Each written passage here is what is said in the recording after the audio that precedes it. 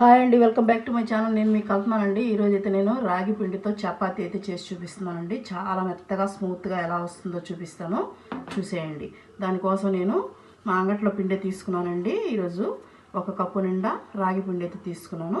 Process ఎలా చేయాలో చూసేద్దాం. వేరేంటి చేసుకుని ఒక బాండ్ అయితే పెట్టేసుకున్నానండి.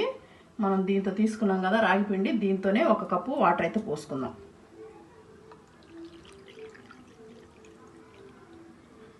చూడండి, 1 కప్పు వాటర్ అయితే పోసానండి. ఇప్పుడు మనం దేంతో మీరు పిండి తీసుకుంటారో దాంతోనే 1 సాల్ట్, టేస్ట్కి సరిపడా సాల్ట్ అండి. చిన్న స్పూన్తో నూనె అండి. నూనె కూడా వేసుకొని మనం వాటర్ని బాగా తెల్లబెట్టుకోవాలి. వాటర్ చూడండి బాగా మరుగుతున్నాయి కదా. ఇప్పుడు మన చపాతీ ఉన్నట్టే మెత్తగా ఉంటుందండి. అంత బాగుంటుంది రాగి పిండితో కూడా. తప్పకుండా ట్రై చేయండి. మన ఛానల్లో ఇంకా మంచి మంచి బ్రేక్ఫాస్ట్ రెసిపీస్ ఉన్నాయండి. మీరు చూసి మీకు కానీ నచ్చినట్టయితే లైక్ చేసి మన ఛానల్ని సబ్స్క్రైబ్ చేసుకోండి, సరేనండి. ఇప్పుడు మనకు మగ్గింది కదా. ఇప్పుడు మనం రాగి పిండి ఇదిగోండి, 1 కప్పు రాగి పిండి తీసుకుంటున్నాను. 1 కప్పు రాగి పిండి ఇది ఇప్పుడు వేసేసి మనం బాగా కలిపేసుకోవాలండి. సిమ్లో పెట్టేసుకొని బాగా కలిపేసుకోండి. ఉండలు ఎక్కడా కట్టకుండా నీట్గా కలిపేసుకోండి. మనకి కరెక్ట్గా వాటర్ కప్పు పిండికి సరిపోతుందండి. నేను చెప్పినట్టు కొలతల్లో చేసుకోండి, మీకు కూడా కరెక్ట్గా వచ్చేస్తుంది. చూస్తున్నారు కదా, ఇలా బాగా కలిపేసుకోవాలండి. ఉండలు ఎక్కడా లేకుండా ఇలా సింపుల్గా కలిపేసుకోవాలి. ఇప్పుడు మనం దీన్ని మూత పెట్టేసి ఒక 5 మినిట్స్ వదిలేద్దామండి. మనకి బాగా ఆవిరికి ఇంకా బాగా కుక్ అయిపోతుంది మనకి పిండి. ఇలా పెట్టేసుకొని మూత పెట్టేసి స్టవ్ ఆఫ్ చేసేసేయండి. స్టవ్ ఆఫ్ చేసేసి మూత పెట్టేసేయండి. ఈ వేడికి ఇంకా బాగా మగ్గిపోతుంది మనకి రాగి పిండి అనేది. ఒక 5 నిమిషాల తర్వాత మూత తీసేసి చూడండి ఎలా ఉందో. ఇప్పుడు మనం గోరువెచ్చగా ఉంటుందండి. ఇప్పుడు మనం ఏంటంటే బాగా స్మూత్గా వచ్చేలాగా కలిపేసుకోవాలి. ఇలాగా చేత్తోనే ఇలా మెత్తగా కలిపేసుకోవాలండి. ఒక 5 నిమిషాల పాటు కలుపుకున్నామంటే చపాతీ ఇంకా స్మూత్గా బాగా వస్తుంది. చూడండి బాగా కలిపేసుకున్నాం కదా. ఇప్పుడు దీన్ని చిన్న చిన్న ఉండలు మనకి చపాతీలకి, ఒకవేళ మీకు చేతికి అతుక్కుందనుకుంటే ఒక ఆయిల్ పూసుకోండి. చేతికి ఆయిల్ పూసేసుకున్నామంటే మనకు అతుక్కోకుండా వచ్చేస్తుంది. చూస్తున్నారు కదా, మనకు కావాల్సిన సైజు తీసుకొని ఇలాగ రౌండ్గా మనం చపాతీ చేసుకుంటాం కదా, ఆ టైప్లో మనం చేసేసుకోవడమేనండి. చూపిస్తాను చూడండి. ఇలాగా చూస్తున్నారు కదా, ఇలా చేసేసుకొని మనం ఒక పక్కన పెట్టేసుకుందాం.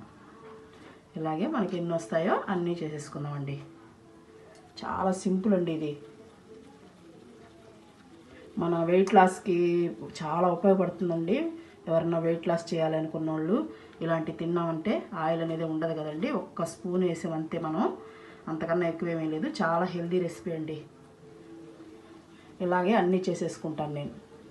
చూస్తున్నారు కదా, ఇలాగా చూడండి. ఇలాగే అన్నీ ఒత్తేసుకొని మనం పక్కన పెట్టేసుకుని చేసేసి ఇప్పుడు మనం చపాతీ ఎలా చేయాలో చూపించేస్తాను. ఇప్పుడు మనం ఇలాంటి పీట ఒకటి తీసుకొని కొద్దిగా రాగి పిండి వేసుకొని మనం దీన్ని ఒత్తేసుకోవాలండి. లైట్గా వేసుకోవాలి, మనం ఎక్కువ వేసుకోకూడదు. మళ్ళీ లైట్గా వేసుకొని మన చపాతీ కర్రతో చాలా స్మూత్గానే వచ్చేస్తుందండి. చూస్తున్నారు కదా,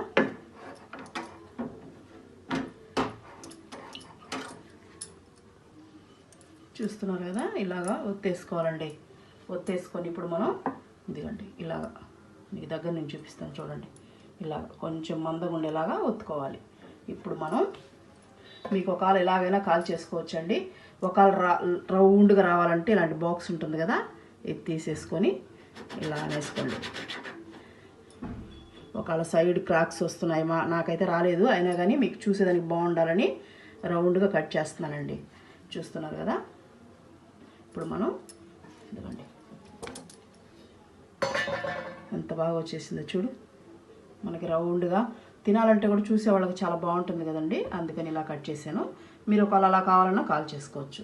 ఇవన్నీ ఒక పక్కన వేసేసుకుందామండి. వేసేసుకొని మళ్ళీ మనం ఇంకోటి చేసేసుకుందాం.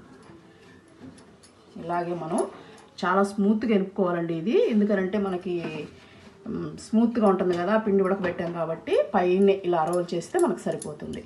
చూస్తున్నారు కదా, ఇలా వత్తేసామంటే మనకి ఊరిని స్ప్రెడ్ అయిపోతుందండి. చూడండి అన్నీ చేసేసుకున్నాను. ఇప్పుడు మనం ఎలా కాల్ చేయాలో చూపించేస్తాను. స్టవ్ అంటించేసుకుని ఒక ప్యాన్ పెట్టేసుకున్నానండి. పాను హీట్ అయిన తర్వాత మనం ఒక్కొక్కటిగా వేసుకొని కాల్చుకోవాలండి.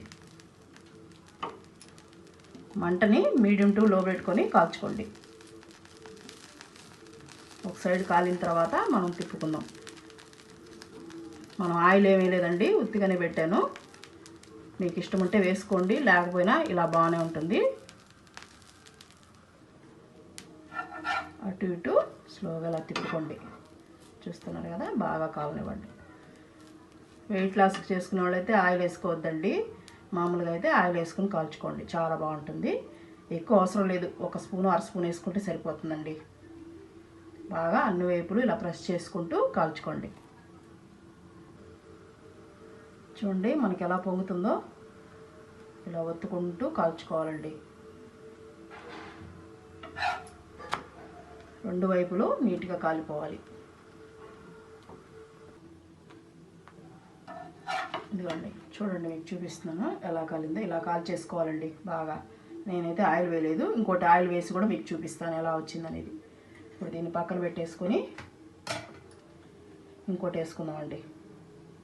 వేసుకొని ఆయిల్ ఇప్పుడే వేయకూడదు, బాగా అటు ఇటు కాలిన తర్వాత వేయాలండి. చూడండి ఎలా పొంగుతుందో. ఇప్పుడు మనం కొంచెం ఆయిల్ వేసుకోవాలండి, ఎక్కువ అవసరం లేదు. వేసుకొని మీకు చూపించడం కోసమే వేస్తున్నానండి. చూస్తున్నారు కదా మనకి ఎలా పొంగుతున్నాయో, ఇలాగా. ఇటు కూడా కొద్దిగా వేసుకొని మనం సరిపోతుందండి. బాగా కాల్చుకునేసామంటే చూస్తున్నారు కదా ఎలా పొంగుతున్నాయో, చాలా స్మూత్గా ఉంటాయండి. చూడండి ఎలా పొంగుతున్నాయో.